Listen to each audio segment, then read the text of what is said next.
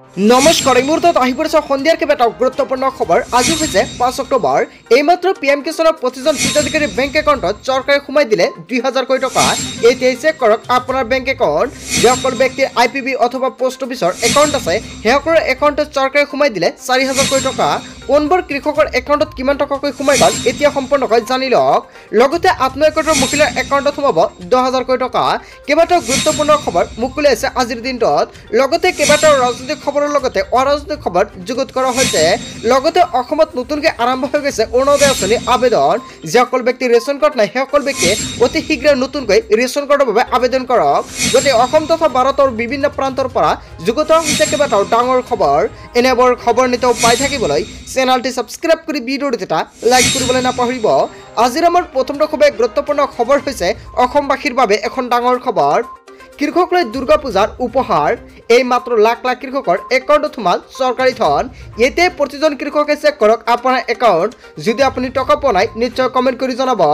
এই মাত্ৰ লাখ লাখ কৃষকৰ একাউণ্টত চৰকাৰে সোমাই দিলে টকা। পিএম কিষাণৰ 18 নম্বৰ কিস্তি সোমাই গ'ল আপোনাৰ একাউণ্টত। অতি শীঘ্ৰে চেক কৰক আপোনাৰ বেংক একাউণ্ট। বহুতো কৃষকৰ নাম কৰ্তন কৰা হৈছে লিষ্টৰ পৰা। লগতে কোনবোৰ কৃষকৰ নাম লিষ্টৰ পৰা কৰ্তন কৰা হৈছে এয়া সম্পূৰ্ণকৈ জানি লওক। আপুনি যদি টকা পোৱা নাই সোনকালে কৰক এই কাম। PM Kisan EKYC, land seeding, bank with Aadhaar link এই তিনিটা কাম আপুনি কৰিলে নে? যদি তিনিটা কাম সম্পূৰ্ণ হৈ আছে তথাপি আপুনি টকা পোৱা নাই তেনে ক্ষেত্ৰত নিশ্চয় কমেণ্ট কৰি জনাব। আপুনি অলপ সময় ৱেইট কৰক, আপোনাৰ একাউণ্টত চৰকাৰে সোমাই দিব টকা। এই তিনিটা কাম যদি কৰিছে তেন্তে একাউণ্টত নিশ্চিত থাকক আপোনাৰ একাউণ্টত টকাটো সোমাবই। লগতে নতুনকৈ আবেদন কৰা সকলৰ একাউণ্টত সোমাল টকা। যিসকল ব্যক্তিয়ে নতুনকৈ পিএম কিষাণৰ বাবে আবেদন কৰিছিল সেইসকল ব্যক্তিৰ বাবে এটা ভাল খবৰ, কিয়নো সেইসকলৰ একাউণ্টত আজি চৰকাৰে সোমাই দিলে 18 নম্বৰ কিস্তিৰ লগতে আপোনাৰ একাউণ্টত টকা। আপুনি টকা পালে নে নাই নিশ্চয় কমেণ্ট কৰি জনাব। 17 নম্বৰ কিস্তিৰ টকা যদি আপুনি পোৱা নাই তেন্তে আপোনাৰ একাউণ্টত 4000 কোটি টকা সোমাই গ'ল। IPB একাউণ্ট থকা সকলৰ একাউণ্টত 4000 কোটি টকা সোমাই গ'ল। লাখ লাখ কৃষকৰ একাউণ্টত আজি সোমাই গ'ল পিএম কিষাণৰ 18 নম্বৰ কিস্তিৰ টকা। যদি আপুনি টকাটো পোৱা নাই নিশ্চয় কমেণ্ট কৰি জনাব।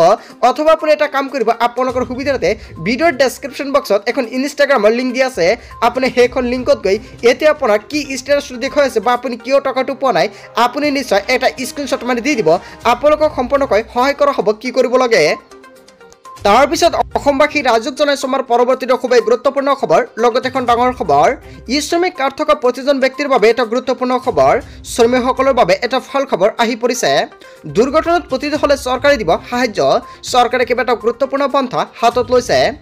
শ্ৰমত নাম পঞ্জীয়ন কৰা শ্ৰমিকৰ বাবে এটা ডাঙৰ ঘোষণা।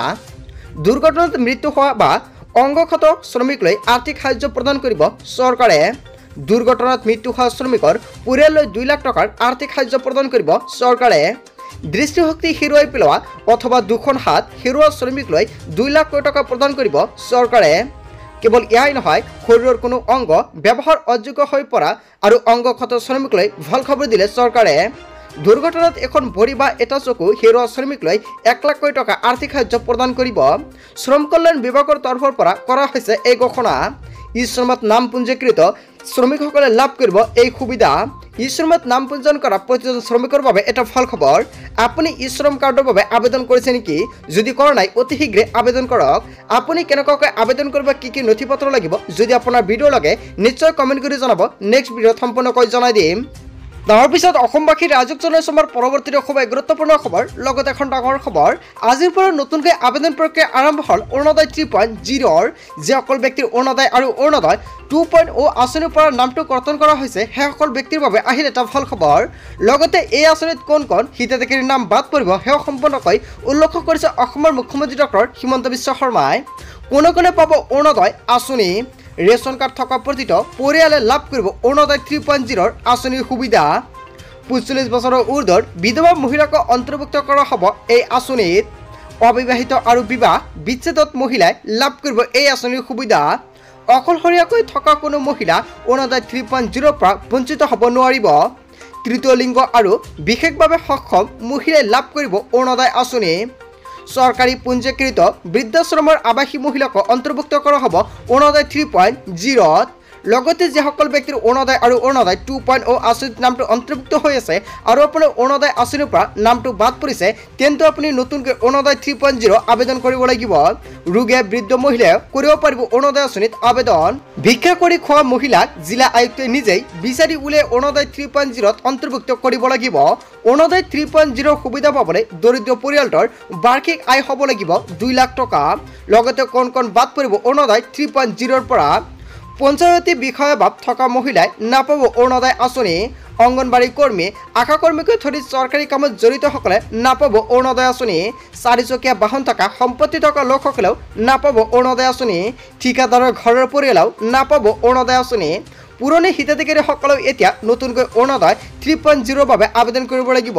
যিসকল পুৰণি হিতাধিকাৰী আছে সেইসকলে নতুনকৈ অৰুণোদয় 3.0ত নামটো অন্তৰ্ভুক্ত কৰিব লাগিব আৰু 37,40,000 হিতাধিকাৰীৰ বাবে প্ৰতি মাহে 467 কোটি টকা ৰাজ্য চৰকাৰে ব্যয় কৰিব আৰু এই মান অনুসৰি 54 প্ৰায় 600 কোটি টকা ব্যয় কৰিব ৰাজ্য চৰকাৰে। কোনে কোনে পাব অৰুণোদয় আঁচনি অৱশেষত সম্পৰ্কে অসমৰ মুখ্যমন্ত্ৰী ডক্টৰ হিমন্ত বিশ্ব শৰ্মাই ঘোষণা কৰিলে অতি শীঘ্ৰে আপুনি অৰুণোদয় আঁচনিৰ বাবে আবেদন কৰক, অন্যথা আপুনি নাপাব অৰুণোদয় আঁচনিৰ সুবিধা। তাৰ পিছত অসমবাসী ৰাজ্যক জনাইছো আমাৰ পৰৱৰ্তী খুবেই গুৰুত্বপূৰ্ণ খবৰ। লগতে এখন ডাঙৰ খবৰ, আপোনাৰ ৰেচন কাৰ্ড নাই নেকি? মুখ্যমন্ত্ৰীয়ে ক'লে কেনেকৈ আপুনি ৰেচন কাৰ্ডটো লাভ কৰিব পাৰিব। আজি কৰক এই কাম, অন্যথা আপুনি নাপাব ৰেচন কাৰ্ড। ৰাজ্যৰ প্ৰতিটো পৰিয়ালৰ বাবে ভাল খবৰ দিলে অসমৰ মুখ্যমন্ত্ৰী ডক্টৰ হিমন্ত বিশ্ব শৰ্মাই। যিসমূহ পৰিয়ালৰ বাৰ্ষিক উপাৰ্জন 4 লাখ টকাতকৈ কম তেওঁলোকে পাব নতুন ৰেচন কাৰ্ড। ৰেচন কাৰ্ড পাবলৈ চৰকাৰী চাকৰিয়াল সেই পৰিয়ালত থাকিব নালাগিব। যদি আপোনাৰ ঘৰত চৰকাৰী চাকৰি আছে তেন্তে আপুনি ৰেচন কাৰ্ডৰ সুবিধা নাপাব। আজিৰ পৰা আপুনি ৰেচন কাৰ্ডৰ বাবে আবেদন কৰক আৰু ৰেচন কাৰ্ডৰ বাবে আপুনি কেনেকৈ আবেদন কৰিব? শীঘ্ৰে চৰকাৰে প্ৰদান কৰিব বহু ৰেচন কাৰ্ড। ৰেচন কাৰ্ড থাকিলে আপুনি প্ৰতিমাহে লাভ কৰিব বিনামূলীয়া ৰেচন। লগতে আপুনি লাভ কৰিব বিনামূলীয়া বীমা সেৱা।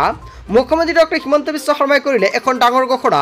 যদি আপুনি ৰেচন কাৰ্ডটো আবেদন কৰা নাই অতি শীঘ্ৰে আপুনি ৰেচন কাৰ্ড আবেদন কৰক। ইয়াৰ অন্তিম সময়সীমা হৈছে 15 অক্টোবৰ। 15 অক্টোবৰৰ আগতে সকলোৱে ৰেচন কাৰ্ডৰ বাবে আবেদন কৰিব লাগিব। তাৰ পিছত অসমবাসী ৰাজ্যক জনাইছো আমাৰ পৰৱৰ্তী খুবেই গুৰুত্বপূৰ্ণ খবৰ। লগতে এখন ডাঙৰ খবৰ, আজিৰ পৰা মুখ্যমন্ত্ৰী আত্মনিৰ্ভৰ আঁচনিৰ সম্পৰ্ক পৰ্টেল মুকলি কৰা হ'ল। এতিয়া আপুনি মুখ্যমন্ত্ৰী আত্মনিৰ্ভৰ আঁচনিৰ বাবে আবেদন কৰক। যিসকল ব্যক্তিয়ে টকা পোৱা নাই সেইসকল ব্যক্তিৰ বাবে এটা ভাল খবৰ, নতুনকৈ সেইসকল ব্যক্তিয়ে লাভ কৰিব সুযোগ। মুখ্যমন্ত্ৰী আত্মনিৰ্ভৰ আঁচনিৰ ধন লাভ কৰা নাই নেকি আপুনি?